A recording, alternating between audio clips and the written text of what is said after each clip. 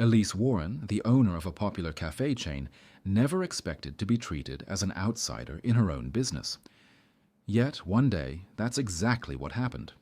Dismissed and disrespected due to her own background, Elise faced a harsh truth lurking behind the warm atmosphere she'd built with such care.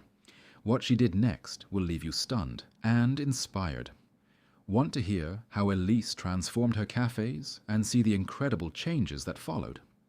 Help us hit our goal of 1,000 subscribers by joining the channel now and be part of a growing community that values stories of resilience and change.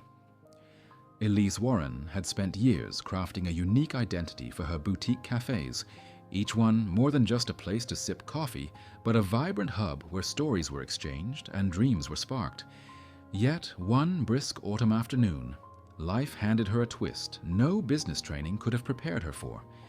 Elise, the beloved founder, walked into one of her own establishments only to face an experience that would shake her to her core. A young barista, eyes glazed with impatience, barely looked up when she approached. "Sorry, miss, customers are supposed to wait over there," he said, pointing dismissively without a hint of recognition. A sense of disbelief flooded her as she processed the dismissal. A pang of hurt simmered beneath her calm facade, knowing that behind his words lay a bias that spoke louder than any coffee grinders were. It wasn't the first time Elise had heard whispers about these kinds of interactions. Friends mentioned tales of subtle prejudices, stories that others might have dismissed but which she couldn't ignore. But to stand there, on the receiving end, being brushed off not as an entrepreneur who built the foundation under this very roof, but as a stranger with no merit, it was surreal. The employee's indifference bit deeper than she'd expected. What could have made this moment worse? The realization that he was acting within a culture that subtly permitted this behavior. Elise, an emblem of resilience, felt the sting not as a one-off incident, but as a pattern revealed in real time. Her heart thudded with a complex blend of indignation and resolve, and as she turned to leave, her decision was made, steeled by an unspoken promise. The truth needed to come to light. As she exited the cafe that day, the autumn wind seemed to whisper a challenge. How did this happen under my watch? Elise's mind raced, replaying scenes of her team-building efforts, her speeches about inclusivity and respect, and the vision she'd shared from her parents' own dreams. That day, she couldn't stop wondering how many others had walked out with similar stories, stories that never reached her ears. Her reputation had been her shield, yet here it was, cracked by the sharp, almost invisible blade of bias. Elise knew that leadership wasn't about sitting comfortably at the top. It was about digging into the roots and facing the mud if needed. What she encountered that day was more than a shock. It was a call to action. The tension between shock and resolve sparked a fire that wouldn't go out. In moments like these, it's easy to want to walk away, let pride take the hit, and move on. But Elise's spirit, forged in the warmth of a family that turned coffee brewing into an art of community, wouldn't let her. She'd seen her mother face critics who questioned her artistic flair, and her father navigate prejudice with a smile as rich as his Caribbean recipes.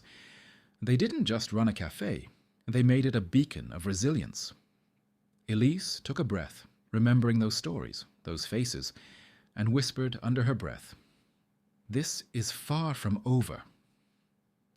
The cafe might have closed its doors for the day, but Elise knew her next steps had just opened a path that no one would expect.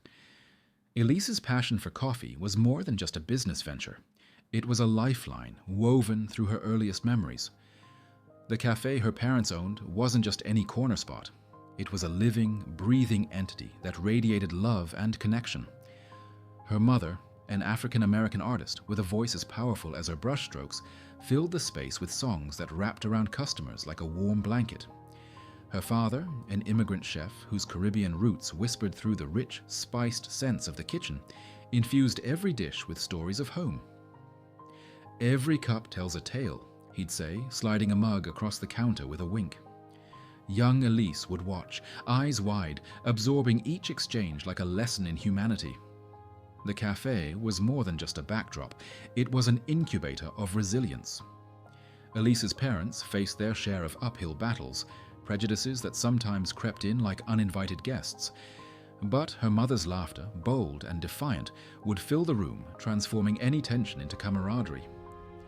"They'll remember how you made them feel, long after the coffee's gone," her mother used to say, an adage that would root itself deep in Elise's philosophy.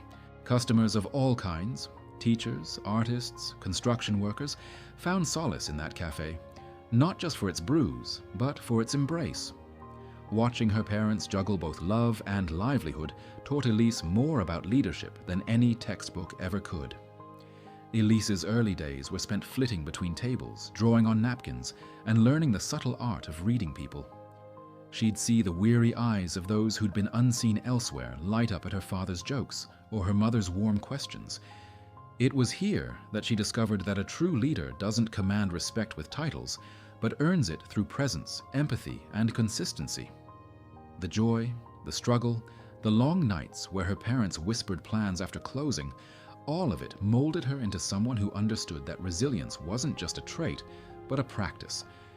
The love poured into each espresso, and every handwritten thank you on receipts created a blueprint she would carry into her future.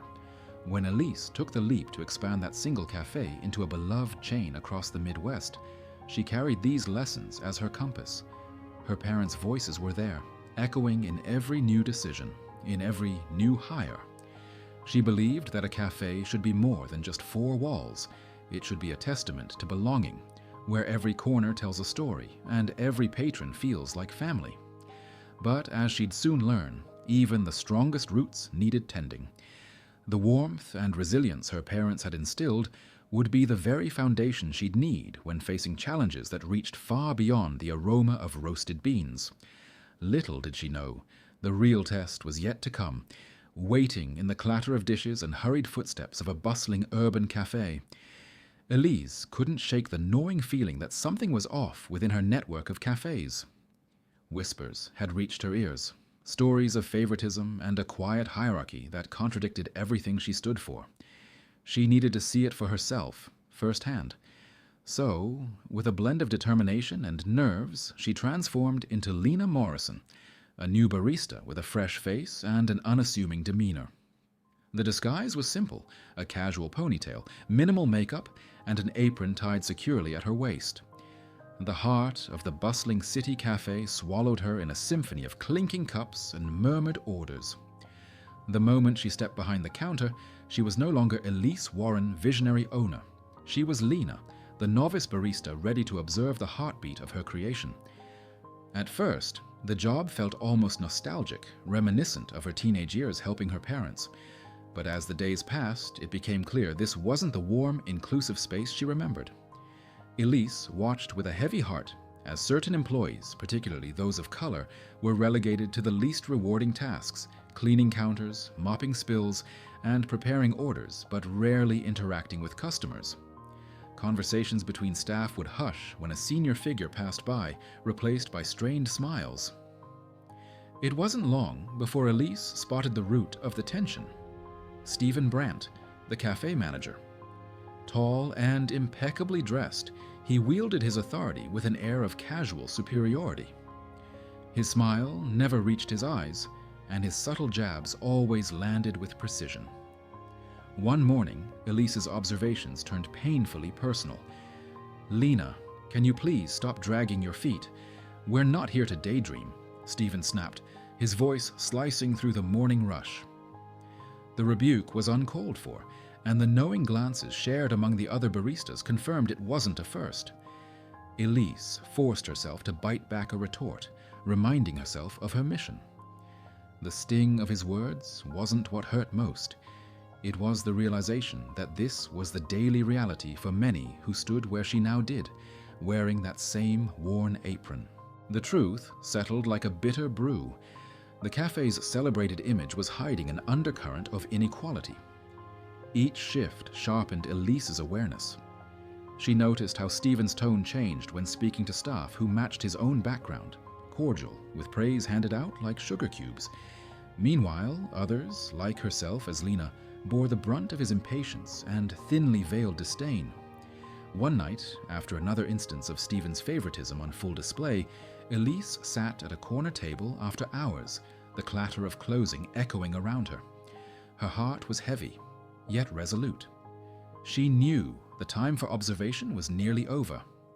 The next step, stepping out from behind her disguise and confronting the very shadows that had dared to blur the vision she'd worked so hard to build. The day came when the undercurrent Elise had sensed swelled into a wave that couldn't be ignored. It was a particularly busy afternoon.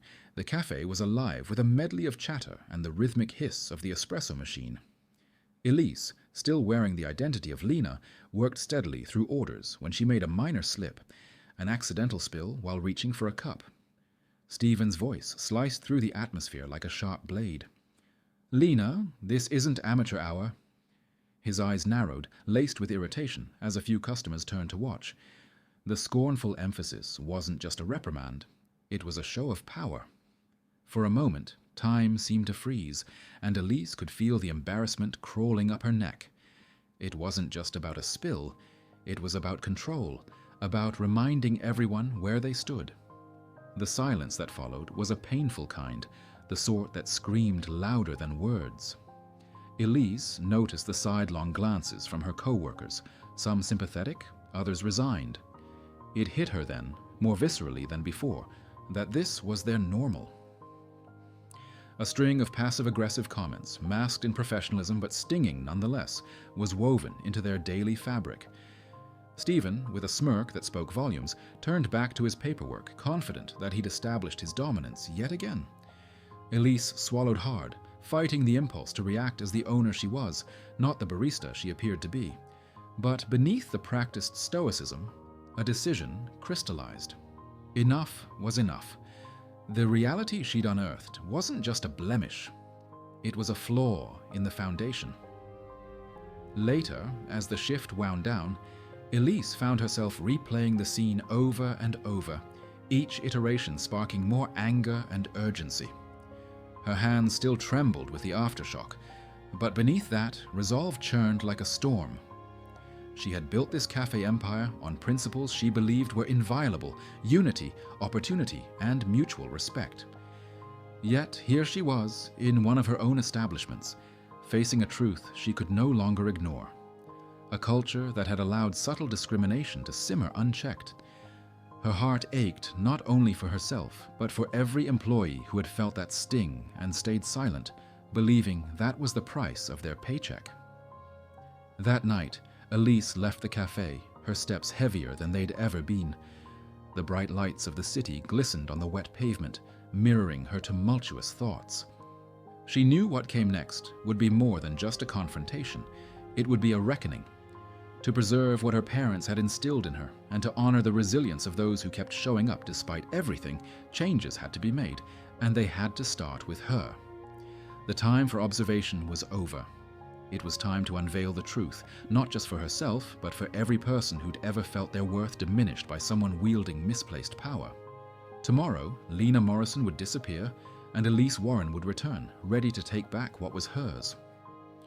The morning sun cast its golden light across the bustling street as Elise walked toward the cafe, no longer wearing the disguise of Lena Morrison, but embodying the full force of Elise Warren. Dressed in a tailored suit that spoke of unshakable confidence and resolve, she pushed open the door. The familiar chime resonated through the cafe, but this time, it silenced the entire room. Conversations halted mid-sentence, and every eye turned to her with a mix of shock and curiosity. Stephen Brandt, who stood behind the counter chatting with a favored customer, froze. The color drained from his face as the realization dawned on him. "Elise," someone whispered, but she only nodded slightly, eyes locked on Stephen. The tension hung thick in the air, every second stretching like a moment suspended in time. Without a word, she walked to the center of the cafe, her presence commanding attention without the need for theatrics. Stephen shifted uncomfortably, a slight twitch betraying his nerves. "I think we need to talk, don't we, Stephen?" Elise's voice was calm but carried a weight that sent an unmistakable message. The days of overlooked transgressions were over. Murmurs rippled through the room as employees exchanged glances, unsure but hopeful that this moment would be more than just a spectacle. Stephen opened his mouth, a weak protest forming on his lips, but Elise raised her hand. "Not today, Stephen," she said, cutting through his defense with a tone sharp enough to silence him. "You've taken enough words from others. It's time you listen." The room was still, the only sound the faint hum of the coffee machines in the background. Elise took a breath, scanning the faces of her staff, each one bearing a story, a hope, a moment they thought went unseen. This cafe, every one of these cafes, was built on values that were meant to uplift, not diminish. Somewhere along the way, we lost that. And that ends now. The weight of her words settled in, reverberating in the silence. Stephen's composure cracked, his confident smirk faltering as Elise turned her gaze back to him. "Effective immediately, your position is terminated for breaching the standards that we hold dear," she declared. Gasps filled the room as the staff's eyes widened, realization breaking like the dawn after a long night. Elise didn't pause to bask in the moment. Instead, she turned to the team, her expression softening. "For too long, voices here have gone unheard. That changes today. This is the start of something new." The collective sigh of relief and surprise that followed told Elise she was right where she needed to be.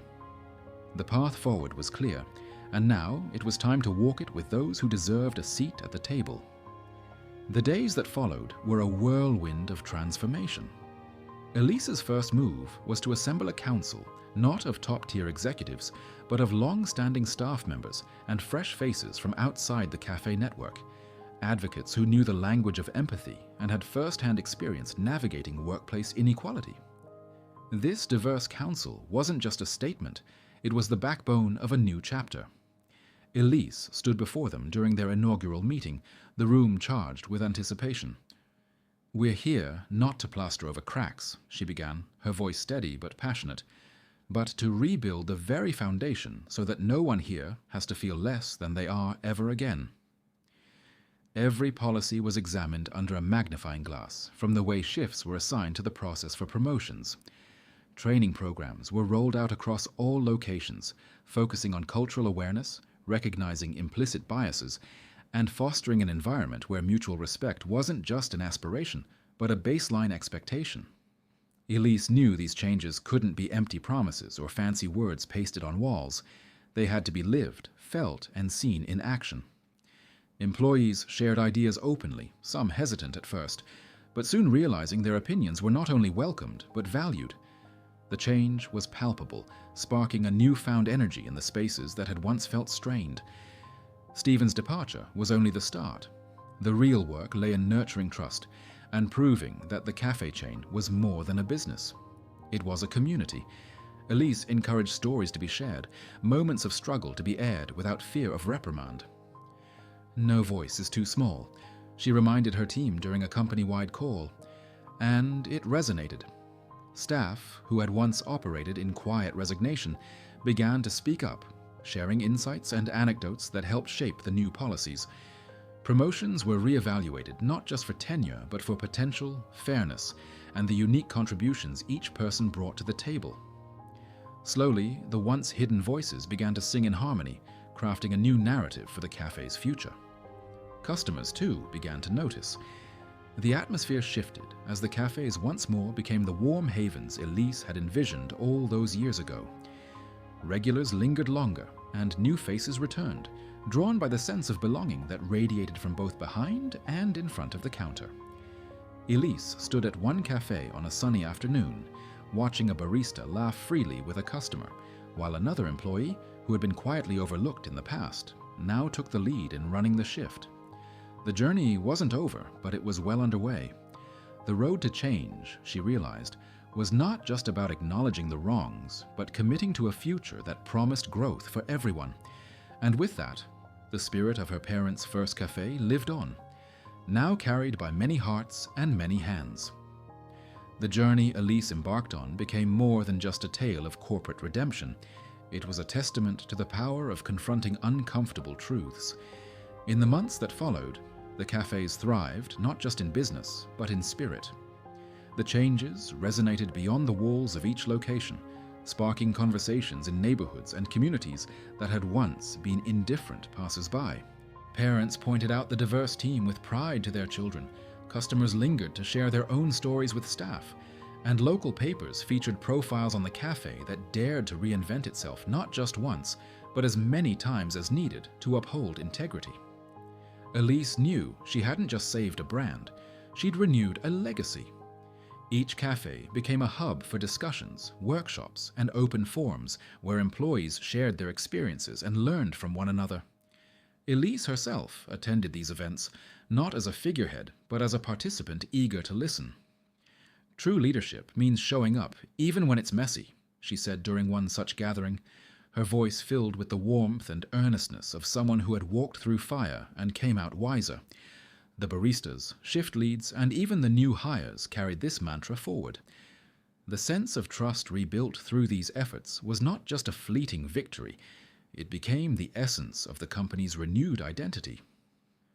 Elise's decision to go undercover and witness the pain from within had been a gamble, but it paid off in a way that echoed her parents' legacy.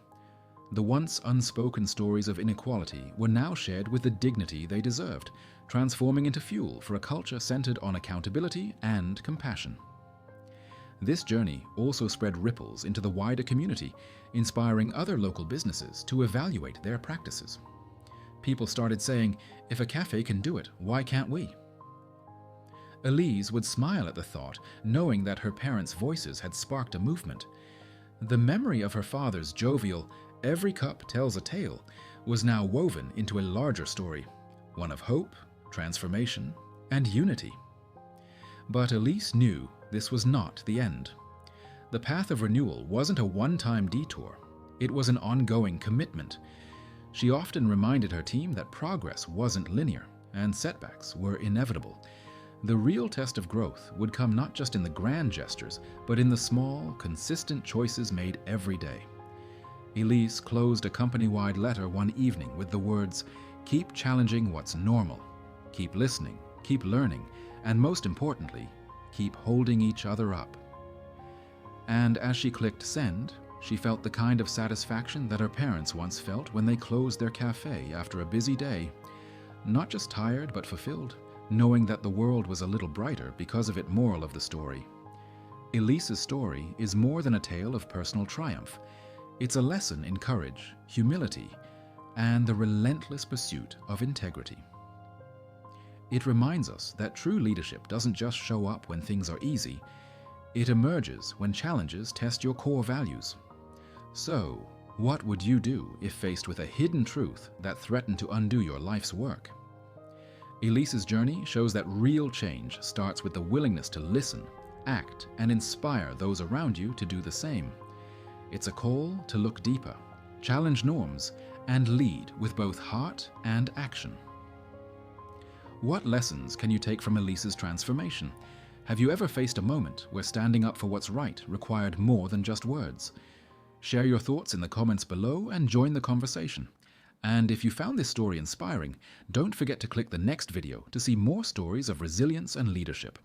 Make sure to subscribe and turn on notifications. We're on the journey to reach 1,000 subscribers, and your support makes all the difference. Let's keep growing together.